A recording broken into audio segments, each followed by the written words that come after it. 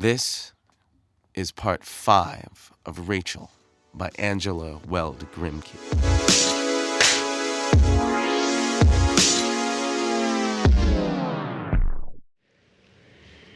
Hello, John. I thought that was your hat in the hall. It's brand new, I know, but it looks John-like. How are you? Ma, Jenny went to sleep like a little lamb. I don't like her breathing, though. Who's dead? Dead, Rachel? Yes, the atmosphere in here is so funereal. It's positively creepy. I don't know why it should be. I was just asking how you are. Heavens, does the mere inquiry into my health precipitate such an atmosphere? Your 2 faces were as long as long. Kind sir, let me assure you, I am in the very best of health. And how are you, John? Oh, I'm always well. Rachel, I'll have to get ready to go now. John, don't hurry. I'll be back shortly, probably in 3/4 of an hour, maybe less. And maybe more, if I remember Mrs. Jordan.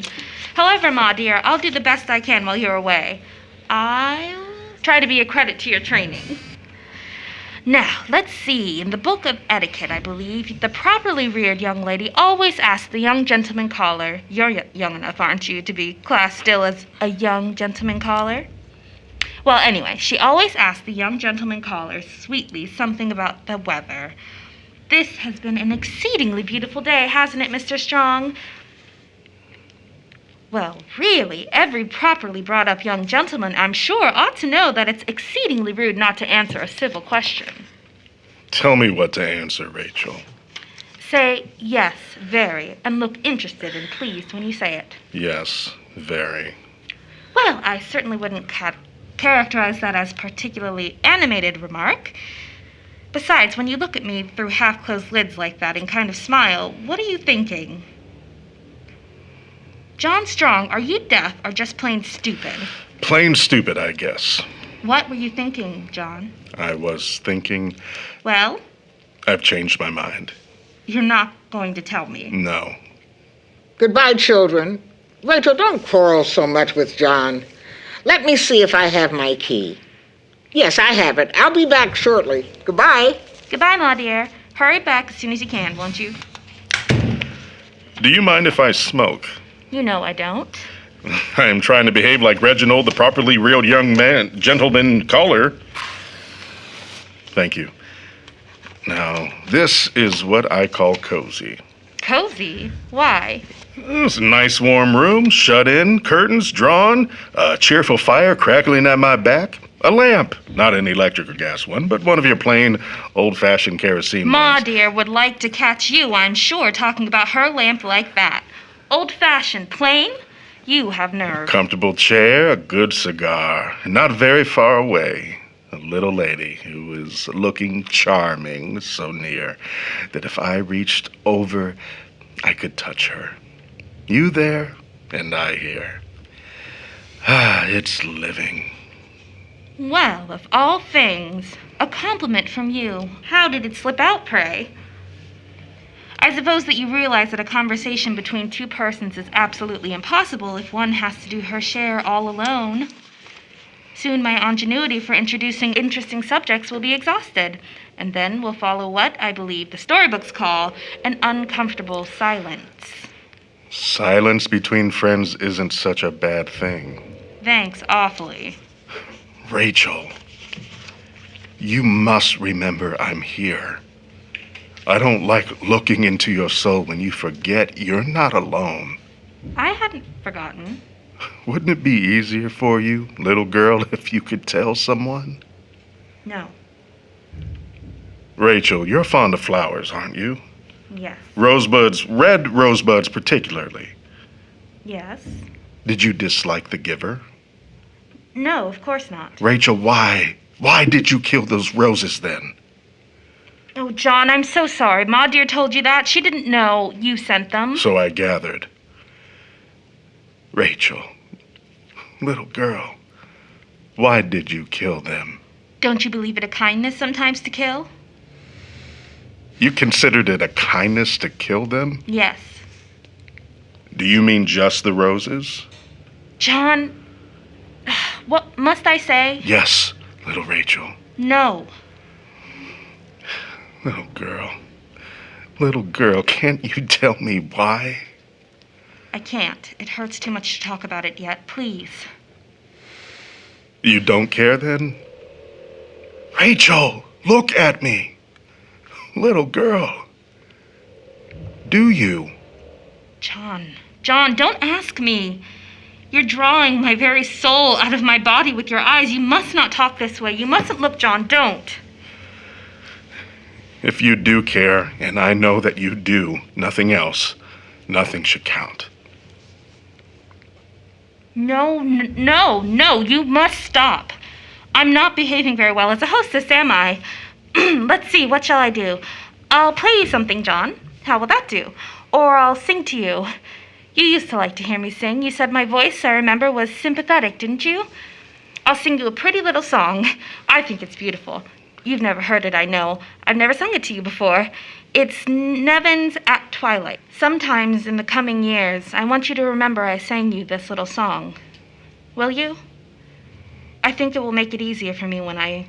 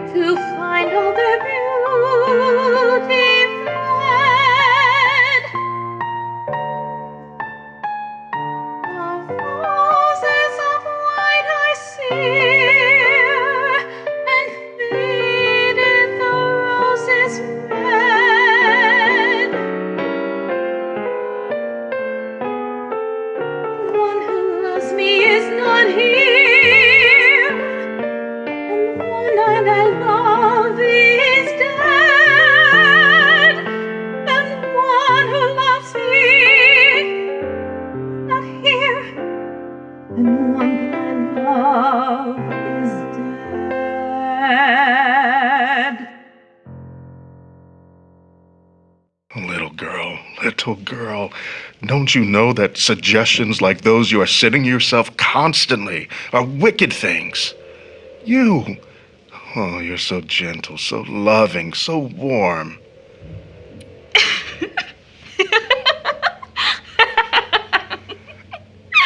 Little girl, don't laugh like that. I have to. God is laughing. We're his puppets. He pulls the wires, and we're so funny to him. I'm laughing, too, because I can hear my little children weeping. They come to me generally while I'm asleep, but I can hear them now. They've begged me, do you understand? Begged me not to bring them here. I promised them not to. I've promised. I can't stand the sound of their crying. I have to laugh. Oh, John, laugh. Laugh, too. I can't drown their weeping. Stop that. You've lost your self-control. Find yourself again. Rachel, there was a little flat on 43rd Street. It faces south and overlooks a little park. Do you remember it? It's on the top floor. Once I remember you saying you liked it. That was over a year ago. That same day, I rented it. I've never lived there. No one knows about it, not even my mother. It's completely furnished now and waiting. Do you know for whom? Every single thing in it I've bought myself, even the little pens on the little bird-sized maple dresser. It has been the happiest year I have ever known. I furnished it one room at a time. It's the prettiest, the most home-like little flat I've ever seen. Everything there breathes love. Do you know for whom it is waiting? On the sitting room floor is a beautiful Turkish rug, red and blue and gold. It's soft and rich. And do you know for whose little feet it is waiting? There are delicate curtains at the windows and a bookcase full of friendly, eager little books. Do you know for whom they are waiting? There are comfortable leather chairs, just the right size, a beautiful piano that I leave open sometimes, and lovely pictures of Madonnas. Do you know for whom they are waiting? There's an open fireplace with logs and wood and carefully piled on gleaming and irons and waiting. There's bellows and a pair of shining tongs waiting. And in the kitchenette, painted blue and white and smelling sweet with paint is everything, bright pots and pans and kettles and blue and white enamelware and all kinds of knives and forks and spoons on the door and a roller towel. Little girl, do you know for whom they are all waiting? And somewhere there's a big, strong man with broad shoulders. And he's willing and anxious to do anything, everything, and he's waiting very patiently. Little girl, is it to be yes or no? Oh, you're too good for me and mine, John. I didn't dream anyone could be so good. Is it yes or no, little girl? Oh, yes. Yes, yes, and take me quickly, John. Take me before I can think anymore. You mustn't let me think, John. And you'll be good to me, won't you? Every second of every minute of every hour of every day. You'll have me in your thoughts, won't you? And you'll be with me every minute that you can. And John, you'll keep away the weeping of my little children. You won't let me hear it, will you? You'll make me forget everything, won't you? Life is so short, John. An eternity so long.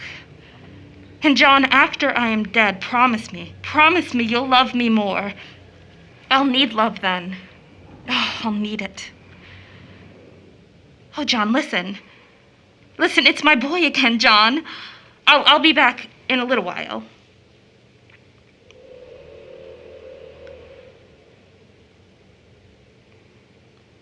Do you wish to know why Jimmy is crying? Yes. I am 22 and I'm old. You're 32 and you're old. Tom's 23 and he is old. Ma dear's 60, and she said once she is much older than that. She is. We are all blighted. We are all accursed, all of us, everywhere. We whose skins are dark, our lives blasted by the white man's prejudice. And my little Jimmy is 7 years old. That's all blighted too. In a year or two at best, he will be made old by suffering. 1 year ago today, some white boys, older and larger than my little Jimmy, as he was leaving the school, called him nigger. They chased him through the streets, calling him nigger, nigger, nigger. One boy threw stones at him.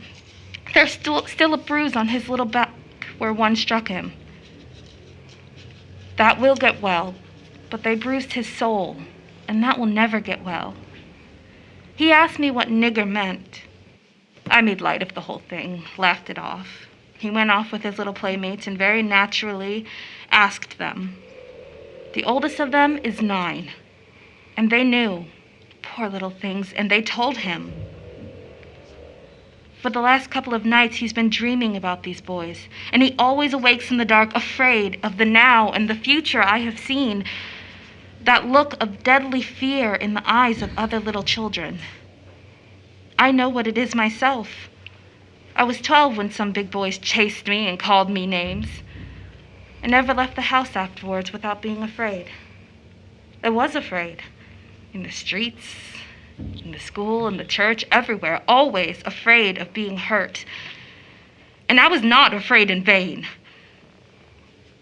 He's only a baby and he's blighted. Honey, I'm right here. I'm coming in a minute. Don't cry. If it nearly kills me to hear my Jimmy's crying, do you think I could stand it when my own child, flesh of my flesh, blood of my blood, learned the same reason for weeping? Do you? Ever since I fell here a week ago, I am afraid to go to sleep, for every time I do, children come and beg me, weeping, not to bring them here to suffer. Tonight they came when I was awake. I've promised them again, now by Jimmy's bed. I have damned my soul to all eternity if I do. Honey, don't. I'm coming. And John, dear. John, you see, it could never be all the beautiful, beautiful things you've told me about. No, they can never be now. No, John, dear. You must not touch me anymore. Dear, this is goodbye. It's not fair to you, Rachel, to take you at your word tonight. You're sick, you've brooded so long, so continuously. So you've lost your perspective. Don't answer yet. Think it over another week and now come back. No, I can't think anymore. You realize fully you're sending me for always. Yes. And you care? Yes. Well, it's settled then for all time. Goodbye. Yes.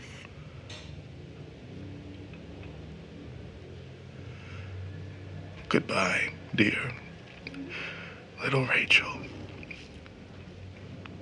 God bless you. Goodbye, John.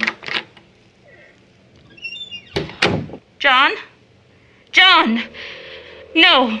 No, John, not for us. Oh, John, if it only... No. No sunshine, no laughter, always, always darkness. That is it. Even in our little flat. John's and mine, the little flat that calls us through darkness. It shall wait and wait in vain in darkness. Oh, John, and my little children. My little children, I shall never see you now. Your little brown, beautiful bodies I shall never see. Your dimples everywhere, your laughter, your tears, the beautiful, lovely feel of you here. Never, never to be. But you are somewhere, and wherever you are mine. You are mine, all of you, every bit of you. Even God can't take you away. My children, my little children. No more need you to come to me weeping, weeping. You may be happy now. You are safe. Little weeping voices, hush, hush. Jimmy, my little Jimmy, honey, I'm coming. Ma Rachel loves you so. This has been part 5 and concludes our rendition of Rachel by Angela Weld Grimke. Rachel has been a co-production with Columbus Children's Theater. Many thanks to Kelsey Hopkins for helping us find some of our cast. Rachel is presented as part of the Good and Troubled Readings in the Dark, funded in part from a grant by the Greater Columbus Arts Council. Rachel is also presented as a continuation of the King Arts Complex's ongoing Heart of Protest series, which reminds us that the pandemics which caused the uprising have plagued us before. Perhaps we can heal in our time by looking to remedies that worked in the past, or at least learn from the ways both our ills and cures seem to cycle in similar ways. As part of Heart of Protest, we'd like to thank Easton Community Foundation and the Ohio State Bar Foundation. Platinum sponsors IMC Foundations and PNC Bank. Additional support has been provided by Ohio Humanities, the National Endowment for Humanities, the Federal CARES Act of 2020, and the King Arts Complex as operating sponsors. It features Ms. Shauna Marie Davis as Rachel, Ms. Jacqueline Shaka as Mrs. Loving, Mr. Christopher C. Austin III as John Strong, Mr. Ryan Patrick Jones as Tom Loving, Master Colin McFarlane as Jimmy. Our trusty intern is Ms. Liz Hardy. Our sterling sound designer is Mr. Wade Blair II. Our productive production manager is Mr. Eli Chung. King Arts Complex's performing arts director, possibly the hardest working arts administrator in Central Ohio, is Mr. Javon Collins. Our CEO and executive director is Ms. Demetrius Neely. Oh, and I am the guy who thought it was a good idea to share this piece of art with you. My name is David S. Harewood, and I directed and produced this project. To learn more about Voices from the Sky Theatrics and Theater for All People, you can like Theater for All People, that's theater with an R-E, and King Arts Complex on Facebook or follow us on Instagram. You could also just send me, David S. Harewood, a friend request on any platform, and I should be able to send you where you need to go. If you liked what you heard and wanted to help keep us going, you can donate to future productions via Venmo, CashApp, or Zelle to @TapCBus.